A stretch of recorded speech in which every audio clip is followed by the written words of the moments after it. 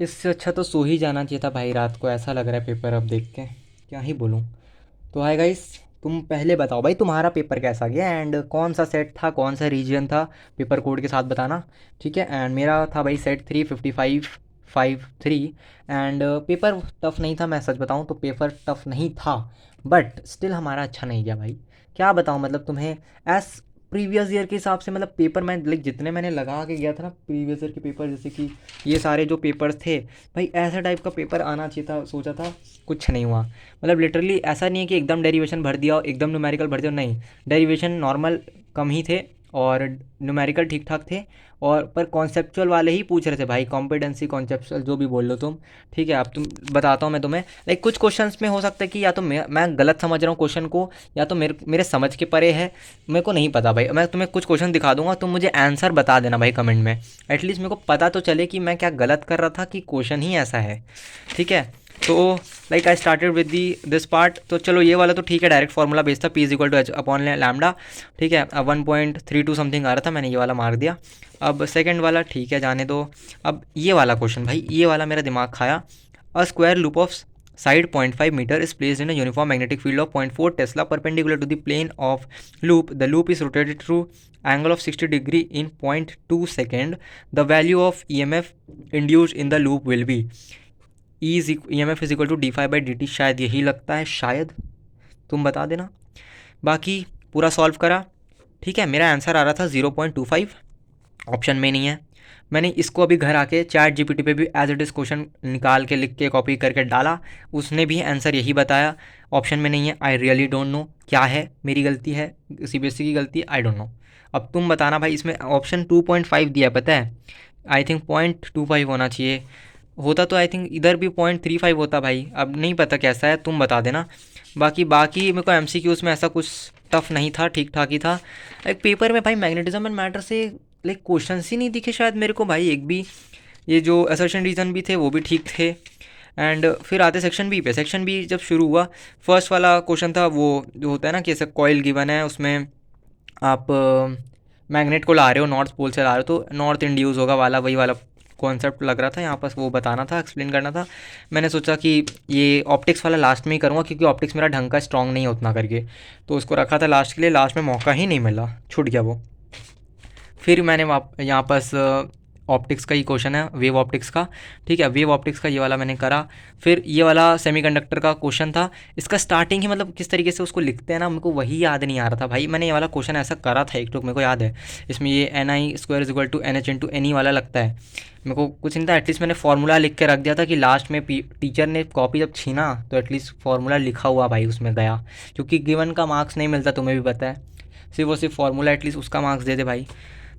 इसमें रजिस्टिविटी निकालना था, यह हो गया। एंड उसके बाद डिस्प्लेसमेंट करंट डायरेक्ट था, इसमें जस्टिफाई मतलब प्रूफ करके दिखाना चाहिए था, ये वाला ये करा। एंड इसमें देखो ट्रांसफार्मर के ऊपर ही तुम्हें कॉन्सेप्ट पूछ रहे हैं कि आप कैसे कर सकते हो कि नहीं कर सकते, कॉन्सेप्चुअल क्वेश्चन पूछा गया था। फिर फुल वेव रेक्टिफायर, ठीक है, ये तो चलो न्यूमेरिकल न्यूमेरिकल। फिर ये भी थोड़ा कॉन्सेप्ट ही गया था, the both of the number of protons and neutrons, मतलब न्यूक्लियाई मेरे को भी उतना ज़्यादा अच्छे से नहीं आता यार, नहीं पता, मॉडर्न फिजिक्स में सब सही था, न्यूक्लियाई वाला पार्ट ही नहीं पता, ऐसा लग रहा था धोखा दे दिया, समझ नहीं आया था, मतलब बेसिकली मेरी अंडरस्टैंडिंग ख़राब है, मैं मान गया। उसके बाद next next next next next, ये तो मैग्नेटिज्म का ही क्वेश्चन है, ये वाला केस बेस। अब क्या ही बोलूँ इस पर मैं, मुझे नहीं पता, मतलब यहाँ पर तो जर्नल डाटा दिया था। अब यहाँ पर जो मेन क्वेश्चन वाला पार्ट शुरू होता है, मतलब ये एक्स वाई प्लेन ऐसा वैसा करके बोलते हैं ना, मेरे को नहीं पता मेरी अंडरस्टैंडिंग इतनी ख़राब क्यों है। अब पेयर ऑफ जो भी है, ठीक है, अब ये बोल रहा है पैरेलल प्लेट कैपेसिटर है, एक्स वाई प्लेन में है, और जो they are 0.01 metre apart along z axis. अब जेड एक्सिस मतलब इस तरीके से कैसे इसको एक्स वाई प्लेन में फिट करना है, मेरे को ये नहीं समझ आ रहा था। लाइक इस तरीके से रखूँ, अंदर की तरफ करके रखूँ, ऐसे रखूँ, या इसके ऊपर ऐसे करके रखूँ, मेरे को नहीं समझ आया। स्टिल मैंने अब अटेम्प्ट करा है पूरा, इसमें सॉल्व करा। मेन प्रॉब्लम वॉज शिट, ये वाला मेरा नहीं समझ आया कि मेरी गलती है, मेरा अंडरस्टैंडिंग ख़राब है, या फिर क्वेश्चन ही गलत था। ये बताओ भाई, जो YDSC में तुम्हारा जो फ्रिंज विड्थ होता है, क्या वो कांस्टेंट रहता है या फिर वेरिएबल रहता है? आई थिंक जहाँ तक वो कांस्टेंट रहता है ना, तभी तो सिमिलर मतलब सेम पैटर्न बनता है, और साथ में इनका जो मतलब फ्रिंज विड्थ जो जो इनके गैप होते हैं वो बोल रहा हूँ, या मतलब देखो, इसमें देखो यहाँ पास दिया ना, ये सेंटर ब्राइट है, यहाँ से लेके ये इसका फर्स्ट मिनिमा, इधर भी फर्स्ट मिनिमा, ठीक है। तो यहाँ पास 1 मिलीमीटर का समथिंग है ना, क्योंकि मिलीमीटर में, तो यहाँ 1 मिलीमीटर हो गया मान के चलो, है ना, इनके बीच का जो डिफरेंस होता है। तो भाई नेक्स्ट 1 मिलीमीटर पे ही होना चाहिए ना, यहाँ पर से लेके ये 1.5 और 2 के बीच में कैसे गया ये, आई डोंट नो भाई रियली। यहाँ भी देख लो, अब मेरे को नहीं पता, मेरा या तो गलती है या फिर क्वेश्चन ही ऐसा है या फिर ये मिस प्रिंट क्या है। भाई मैंने यहाँ बस लैम्डा निकालना था, अब लैम्डा की वैल्यू के लिए भाई आपको ये फॉर्मूला लगाना पड़ेगा, beta is equal to lambda d by d वाला। लगा के देख रहा हूँ, नहीं आया। यहाँ ट्राई करा, कुछ नहीं हुआ, दिमाग उड़ गया, तुक्का मार के आया हूँ, अब नहीं पता। 5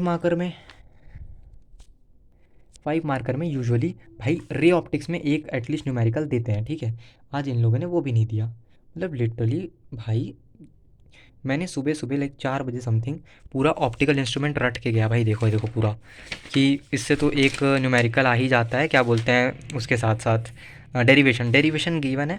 उसके बाद पूरा कॉन्सेप्ट पे धर दिया इन लोगों ने कि ये बताओ ये है, ऐसा है, वर्चुअल इमेजेस है, और क्यू प्रोड्यूस, एक्सप्लेन एक्सप्लेन, सबका एक्सप्लेन ही करते रह जाओ तुम। यहाँ डिफ्रैक्शन वाले पार्ट से पूछ लिया भाई, वाईडीएससी से पूछ लेते। वाईडीएससी इतना मेजर क्वेश्चन रख के भी कुछ नहीं पूछा भाई, उसमें से पूरा डिफ्रैक्शन से धरा इन्होंने। चलो मैंने फिर भी अटेम्प्ट करा इसको। फिर विष्णु भी जिधर नॉर्मली था, कुछ नहीं, नॉर्मल क्वेश्चंस थे ऐसा, जिसमें कुछ नहीं था, मतलब लिटरली मैं बता रहा हूँ। और मैग्नेटिज्म एंड मैटर का तो क्वेश्चन ही नहीं दिखा भाई मेरे को। और ईएम वेव्स, ईएम स्पेक्ट्रम, इतना हर पिछले पेपर्स में इतने क्वेश्चंस थे, एक क्वेश्चन नहीं मिला उसका। मतलब क्या बोलूँ, मतलब जिन पे जो जो पढ़ा है ना, कुछ नहीं पूछा उन सब से। अब ठीक है, अब जो भी पूछा है, अब पास तो हो ही जाऊँगा अब, जहाँ तक है। अब एज सच मैं एकदम हाई परसेंटेज एक्सपेक्टेशन नहीं रखूँगा फ़िलहाल। मेरा जो क्राइटेरिया है 75 एटलीस्ट पर ट्राई करना भाई, 85 के प्लस 90 तक ट्राई करना जाना चाहिए। क्योंकि देखो मेरा पर मेरी फट इसीलिए रही क्योंकि मेरी 5 सब्जेक्ट है भाई मेरे पास, सिर्फ पीसीएम, फिज़िकल और इंग्लिश। तो मेरे को अब केमिस्ट्री, मैथ्स और इंग्लिश में अच्छे से करना पड़ेगा, वरना लटक जाऊँगा भाई। तुम्हारे पास एटलीस्ट 6 होंगे तो तुम सब्स्टिट्यूट कर जाओगे। बाकी तुम बताओ तुम्हारा कैसा गया एग्ज़ाम, एंड बाकी कल केमिस्ट्री का मैं शेयर कर दूंगा कि मैं किस तरीके से पढ़ रहा हूँ। 7 दिन है भाई, रट लूँगा पूरा, जितना रट सकता हूँ ना मैं रट लूँगा, क्योंकि मेरी केमिस्ट्री बहुत ख़राब है। मैं पूरा केमिस्ट्री चाट जाऊँगा, बट अच्छे से करके आऊँगा भाई। केमिस्ट्री में रोना नहीं है, रुलाना है मेरे को अब। तो यार that's all for the today's video. Comment कर दो कि तुम्हारा पेपर कैसा था, and bye bye, take care, all the very best. कल मिलते हैं। एंड भाई 7 दिन का गैप है, इसका मतलब यही नहीं है चिल मार दे रहा हूँ, पढ़ लेना, पढ़ना शुरू कर देना जल्दी, ठीक है। Bye bye, take care.